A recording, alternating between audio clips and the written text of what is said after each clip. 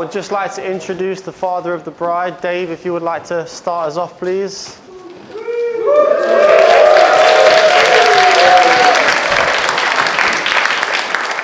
It's not the first time I've had the clap on a Friday. Thank you. So, I'm Dave. I'm Alice's dad. And I'd like to welcome you all to this fantastic venue. Can you hear me over there, Luke?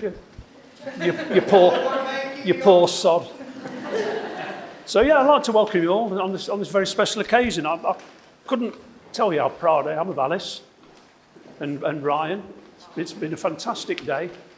They obviously suit each other, and it's lovely to see. And I just thought the way they've done all of this is absolutely superb. It was made even better when Alice asked me if I would give her away, because it's the first time she hasn't cost me anything. So I was delighted for that. And I'm thinking that Alice has come a long way in the last 5 years since meeting Ryan, because she moved to Nottingham, didn't know anybody. She rented a room in a house.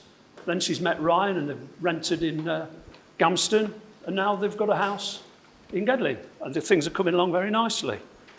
I've still got Ryan under training though. We've made good progress with him, but I've just got to work on his drinking. So we're getting there, aren't we? We're getting there, yeah. So I think he's about there by now. And, I'm supposed to give them a bit of advice about marriage. I don't know why I'm qualified after 30 years, but you just have to practice one little phrase, I think, and it's called, yes, dear. And then just remember that you can't fall out if only one person's talking. So, well, that's nearly enough from me. I had to keep it short and sweet. It's up to Jack to do his job and everything. So all I'd like to do now is ask all of you that are able to stand, if you would please, and we'll raise a toast to Ryan and Alice for a long and happy life together.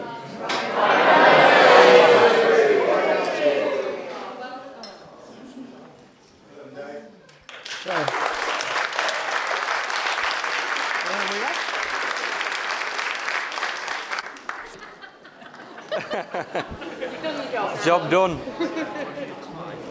I'll be all right. Yeah. That's really good. Right. So thank you, Dave. Thank you for your kind words. Well, sort of. We will get there on the drinking eventually, but we'll get in there. Before I begin, I just wanted to let everybody know that we'll be continuing the celebrations tomorrow, for those that don't know, from the navigation, which is close to our hearts. Everybody's welcome, 2 o'clock onwards. There's no pressure, just see how your heads are in the morning, but just to put it out there, that's what's happening. So on to my speech. It means a lot to both of us that this room is filled with the people that mean the most to us. So thank you all for being here. I know you probably have to take a day's annual leave, but it was cheaper on a Friday, so don't hold it against us. But really, to start with, I wanted to take this opportunity to say that unfortunately there are some people here close to our hearts that obviously can't be here. So, and we know that they've enjoyed it so much. We know that their thoughts are with us. So before I go, can everyone please raise a glass to our loved ones? Cheers. So let me take you back to the 5th of May 2018, which was our first date. A few drinks in town, or what was supposed to be a few. Alice was new to Nottingham, as Dave said, and she mentioned it'd be good to sort of see where the local places to eat and drink were. Even I wasn't daft enough to think that the Royal Children, Stage Door, and the Thurland were what she meant. So a bit of Googling and help from serial data Duffy over here. We ended up in the Hockley Arts Club, which, for those that don't know, is a nice fancy cocktail bar. So it was a great start for the wallet. As we worked our way through town, the original plan of a few drinks turned into what we like to call a proper session. So the signs were good, but it really didn't feel like we'd just met, more like we'd known each other for years, didn't it? So, and I knew then Alice was special. But the real moment I knew Alice was the one was when we sat down to eat, and she went to pick the fork up with her right hand and the knife up with her left hand. Throughout my life, and you'll say it, I've been given stick about how I use my cutlery with the wrong hand. So when I saw this, I knew that the stars had aligned. But from that day on, we've been pretty much inseparable. Most of the time, that is. You may have noticed in my promise earlier that I said you'll never have to face the world alone. I should probably have said you'll never have to face the world alone again.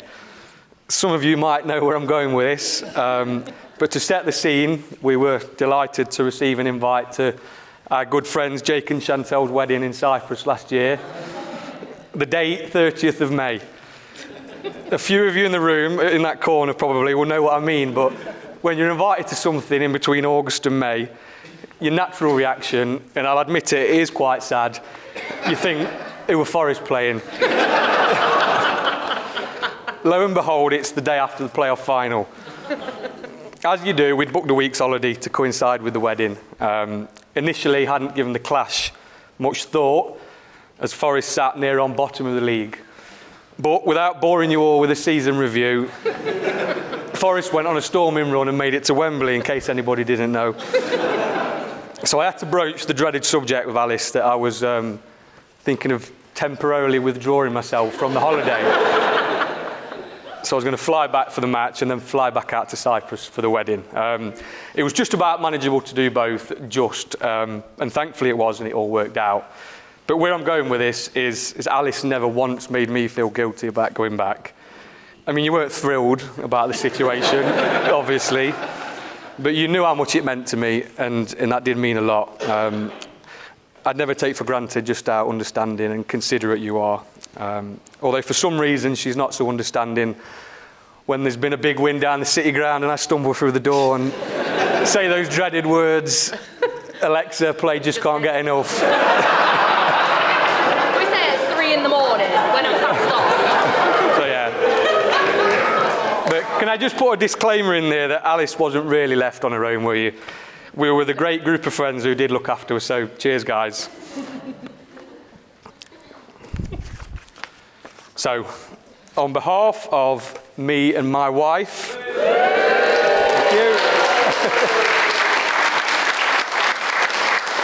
We have a few thank yous to make. We'd like to thank both our parents for all of the love and support they've given us. Jeanette and Dave, thank you for welcoming me into your family. You've probably seen me in more states than most and still let me marry Alice. But then again, you were the ones pouring the drinks. It's true. And to my mum and dad, thank you for being the best parents anyone could wish for. You've done so much for me in the last 29 years. You've made me feel loved, supported and able to achieve anything. And I've never had any doubts that you'd welcome Alice into our family and treat her like one of your own, so thank you. And to our beautiful bridesmaids and sisters, you all look incredible. Thank you for everything you've done in the run-up to today and keeping Alice calm this morning, or at least trying to. To my best men, Belly and Duffy, I couldn't have asked for a better stag do. 3 weeks ago, pretty much to the dot, when I was walking around Benidorm with nothing but a jockstrap on. I didn't think I wanted to thank you then, but seriously, I do really appreciate all your efforts, so thank you. And finally, to the most important person in the room here today, the new Mrs. Whittaker, or Mrs. Wicko, as some of you have called her today. It's difficult to put into words just how much you mean to me, but I'll try. You look absolutely stunning today, just as I obviously knew you would. And I'll never forget that moment I saw you pull the curtains and walk down that aisle. The last couple of weeks I've been asked if I'm nervous, and the answer was yeah. Nervous about the speech, the ceremony, and the first dance, which I'm sure you'll enjoy later on. But I never had a single doubt that getting married to Alice would be the best thing I'd ever do in my life. I'm sure everybody here agrees that Alice brightens up any room, She's funny, selfless, and incredibly kind. And I know just how lucky I am. There's never a dull day with you. I can't wait to live the rest of our lives together. You are everything to me, and I love you. So please, can everybody join me in raising a glass to my amazing wife, Alice. Cheers, Bubs.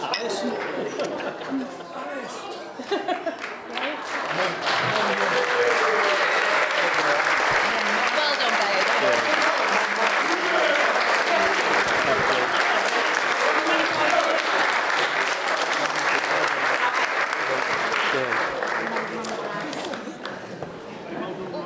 Cheers, Dave. And you. Too much dress, not enough me. Oh, your shoes. You, mate. My shoes are covered. Sorry, mate, I should have shot you. Shot you. Go on. It's my turn, everybody. Oh, dear. I would like to begin by saying I think you'll all agree with me when saying Wico and Alice are a perfect match and are a wonderful couple. Whenever you're in their company, Alice never lets you get a word in. Wico drinks all your beer, but it's guaranteed to be a good time. Wico's touched on this slightly, and I will call him Wico, sorry for everyone that knows him as Ryan, but I've never called him Ryan in my life. But Alice, there's only one person that will put up with Alexa play Waka Waka, Super Cooper, Just Can't Get Enough at 3 a.m.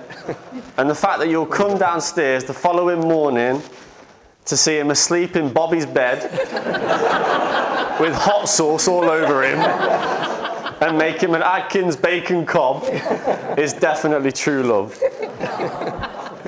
However, again, you touched on this, Rico, that there's always been one thing that I'd love to have known when you were dating, you know, went on your first date, you went for some nice drinks, some food. I would love to have known what were your chat-up lines. You know, did you say, do you like Carlin?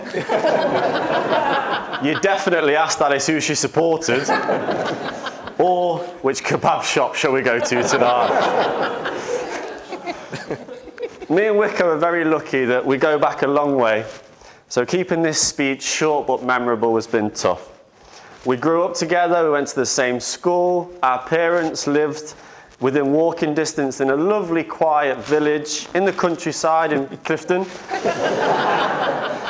And here we are, nearly 30, once again living around the corner from each other, now with 2 beautiful wives, and I have no doubt we'll be best mates forever, Wico. In true best man speech style, it would be amiss of me, sorry Alice, not to mention the other loves in Wico's life. Kebabs, Nottingham Forest, Carlin, and Shearer bags of crisps. Now I have bought you a little present, Wico, just because there's no draft here. I think, there you go, matey. Cheers, mate. And you might get a little bit peckish. So there you go. It's Friday. It's Friday night treat. Now, I did try and ring Mega Munch this morning. Now, for those of you who aren't aware, Mega Munch is a kebab shop in Nottingham. I would not recommend it. However, I thought Wico might fancy a kebab later on. However, I rang them up and they said, unfortunately, we're not available. We're closed this evening for a family wedding. Don't know whose that might be. Ryan Michael Whittaker, aka Wico, it's good to see that your salesman skills are ever present. You knew exactly what you were doing picking this date. On a Friday, it's not a Saturday, that's football day. Late in June, just when the football season's finished. And what a coincidence this year, there's no Euros or World Cup. No coincidence. Wico always had an element of Del Boy in him when we were at school. I remember he used to sell dodgy DVDs. You'd turn it on, it'd be in Spanish. You'd have subtitles. And what made it better was he used to charge extra to have a blurry cover on the case. When he was at university, I remember he bought a pair of 30 pairs of Vans trainers. However, that didn't quite go to plan. He returned every pair. And unfortunately, Cliff, he told them that you used to run a football team and you double ordered. And here he is, now Wicko, spending half of his day at Leicester Forest East service station, having McDonald's for breakfast and Greggs for lunch when he should be selling racking. Got to eat. That's not planned, that's not planned. Wicko also knew what he was doing when realising his future mother and father-in-law are landlords of a pub. As most of the people in the room have experienced, whenever there's a celebration, there's an occasion, and you go, where should we go? We'll be in the Nav. And Wicko has spent that much money there that, as, again, you'll have experienced, they've just refurbished the whole place. If you was always also wondering what Cliff and Christine do for work, Christine works at Beckett School. That's how Wicko passed his A-levels.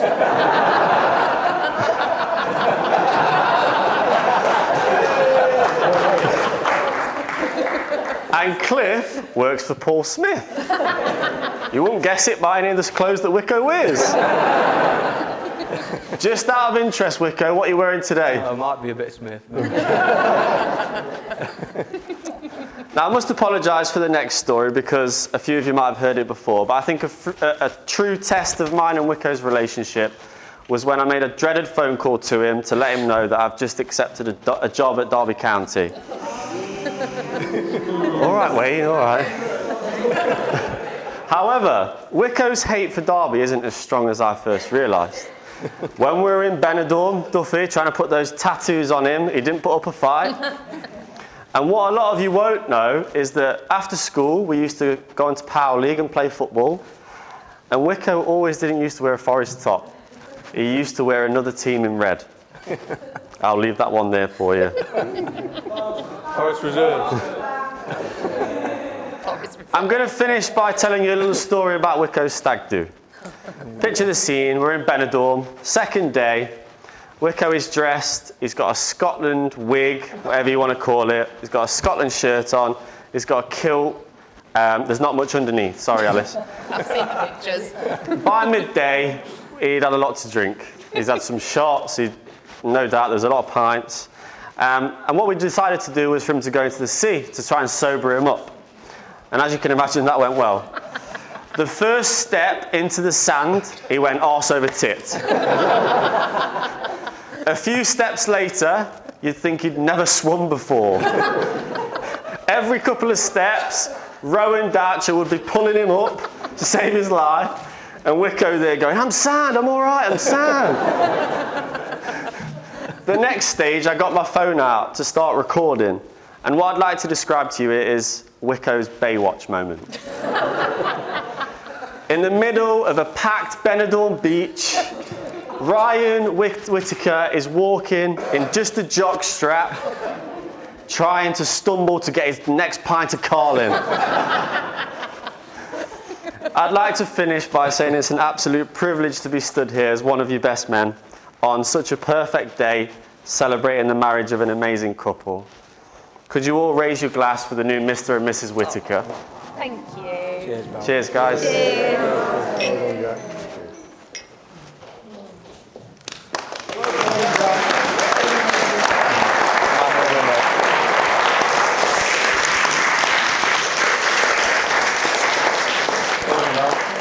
Lovely stuff. Perfect. Up there.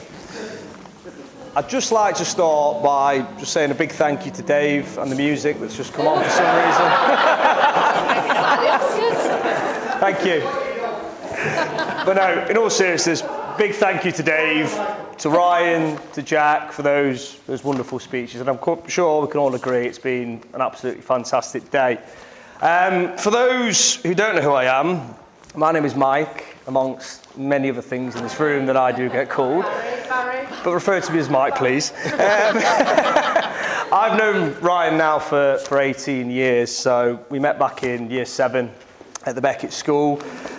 I'll be 100% honest with you, as Jack touched on there, I've never actually called him Ryan in all that time I've known him, because to everybody in this room, pretty much he is known as Wicko.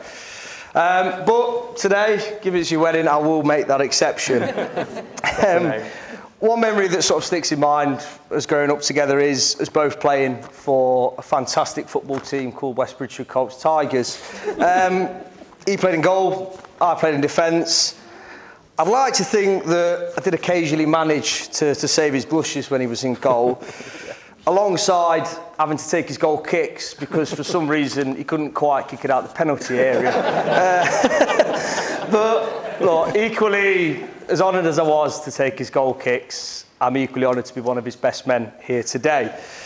Now, I'm sure everyone in this room will agree that Alice looks absolutely wonderful today. As for the groom, well, let's move on. Only kidding, look, he's scrubbed up very well. He's got his fresh Turkish skin fade that he's rocking here. And funnily enough, he's the only bloke I've ever known that's got more hair now than when he was 11.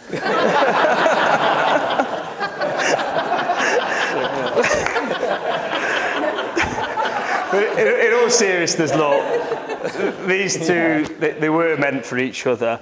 As was touched on there by Ryan, if we cast our minds back to May 2018, when it was the first time I was made aware that Alice was on the scene for Ryan.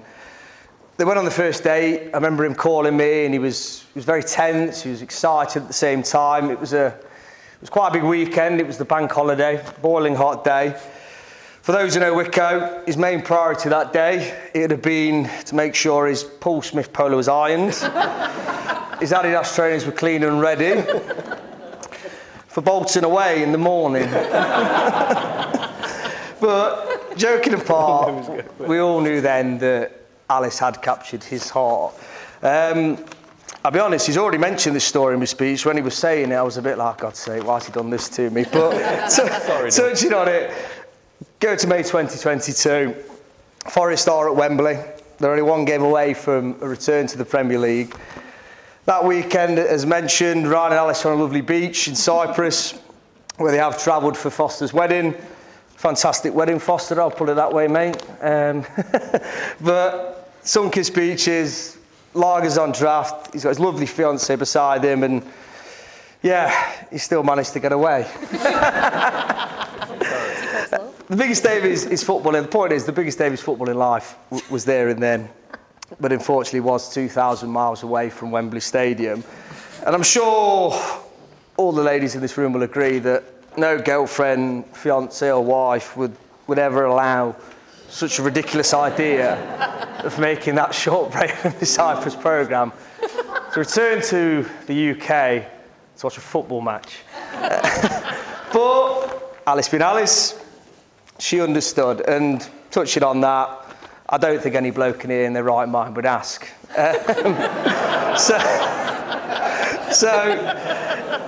if there's ever any more proof that Alice is the one for him, look no further than that story. And on that note, I'd just like to say it has, again, been an honour to be one of the best men here today. So if you could all please be upstanding as we do raise our glasses just one more time for Mr. and Mrs. Whittaker. Mr. and Mrs. Whittaker.